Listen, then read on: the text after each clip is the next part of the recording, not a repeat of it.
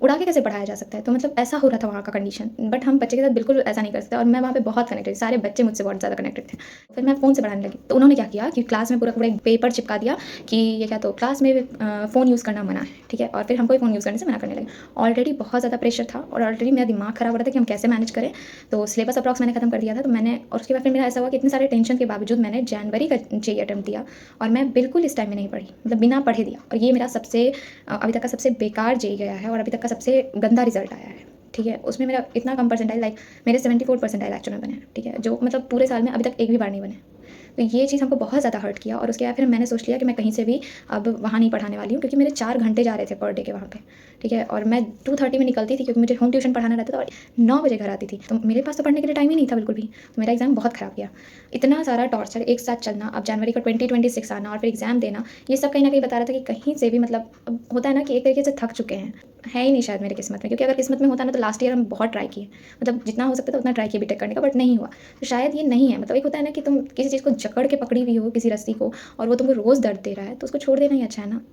और उस वजह से मैंने सोचा कि क्यों ना इस चीज़ को छोड़ दिया जाए, लेट गो किया जाए और लाइफ में आगे बढ़ा जाए, क्योंकि शायद शायद अगर मैं इस चीज़ को पहले समझ जाती तो मेरे 3 साल वेस्ट नहीं होते। तो फिर मैंने सोचा कि अब बस मुझे मेरा हो गया है, अब मैं नहीं कर पाऊँगी एक्चुअल में, मतलब क्योंकि देखो दूर-दूर तक मेरा फाइनेंशियल कंडीशन वैसा नहीं है कि मैं बीटेक जैसा चीज़ कर पाऊँ बिना गवर्नमेंट कॉलेज के, ठीक है? और गवर्नमेंट कॉलेज का ऐसा है कि मेरा तैयारी वैसा इस बार बिल्कुल नहीं हो पाया कोचिंग की वजह से, और अभी भी नहीं हो पा रहा है। मेरा ये वीडियो बनाने का मोटिव ही यही है कि तुम लोग ये प्लीज़ ये सब गलती मत करना जो मैंने किया है। फर्स्टली ये कि अगर तुमको कोई भी कितना भी फ़ोर्स कर लेना, अगर तुम्हारा मन नहीं है तुम वो मत करो, ठीक है? तुम सबसे लड़ जाओ प्लीज़, क्योंकि तुम जब बाद में झेलोगे तो सिर्फ़ अकेले तुम झेलोगे, कोई नहीं आ रहा है तुम्हारा झेलने के लिए, कोई तुमको समझने भी नहीं आ रहा है, ठीक है? दूसरा बात ये कि अगर तुम किसी भी एक चीज़ पे ज़ोर लगा रहे हो और वो तुमको नहीं मिल पा रहा है, तो उसको छोड़ना सीखो, ठीक है? सही टाइम पे छोड़ देना सही है, रादर दैन बहुत ज़्यादा टाइम बीत जाने के बाद उसके लिए अफ़सोस करना, ठीक है? तीसरा बात ये कि तुम्हारे साथ बहुत ज़्यादा जब बुरा हो रहा हो ना, तो तुम ये विश्वास रखो खुद पे और भगवान पे कि जो भी चीज़ हो रहा है, कहीं न कहीं तुमको बहुत ज़्यादा स्ट्रॉन्ग बनाने के लिए हो रहा है। तो मेरे इस पूरे के पूरे जर्नी में 2025 वर्स्ट ईयर तो था, बट एट लास्ट वो मुझे बहुत कुछ दे गया।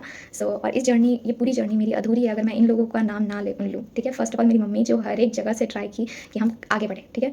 देन मेरी बहन जो एक टाइम पे मेरी मम्मी से भी लड़ गई क्योंकि मैं रिलेटिव्स के खिलाफ हो गई थी और मेरी मम्मी सबको लेके चलना चाहती है, ठीक है? देन मेरे चाचू, उसके बाद मेरी आंटी, फिर मेरे फ्रेंड्स जिसमें से आते हैं ऋतिक, सुकेत और खुशी, और मेरे भगवान जी तो हैं ही, मेरी गौरी माँ और मेरे शिव जी। सो इन सब का बहुत बड़ा हाथ है कि मैं आज यहाँ पे हूँ और मेरे अंदर इतनी ज़्यादा हिम्मत आई है कि मैं ये सब कुछ शेयर कर पा रही हूँ। तुम लोग सोचो कि कहीं न कहीं इस साइड पे सोशल मीडिया पे अपने बारे में अपने बताना, जहाँ पे मैंने इतने कुछ झेला है, ये बहुत बड़ी चीज़ है। और इतनी हिम्मत मुझे इसलिए आ पाई क्योंकि यहाँ पे मुझे सपोर्ट करने वाली मेरी फैमिली है और मेरी यूट्यूब फैमिली है। सो आप लोगों को मेरी ये जर्नी कैसे लगी? आप लोगों को मेरा ये वीडियो कैसा लगा? प्लीज़ बताइएगा। सो अब मैं फ्यूचर का नहीं सोचने वाली, अब जो प्रेज़ेंट है मैं वो जीने वाली हूँ और मैं अपनी पूरी लाइफ़ आप लोगों के साथ शेयर करने वाली हूँ। So stay with me. Thank you. Bye bye.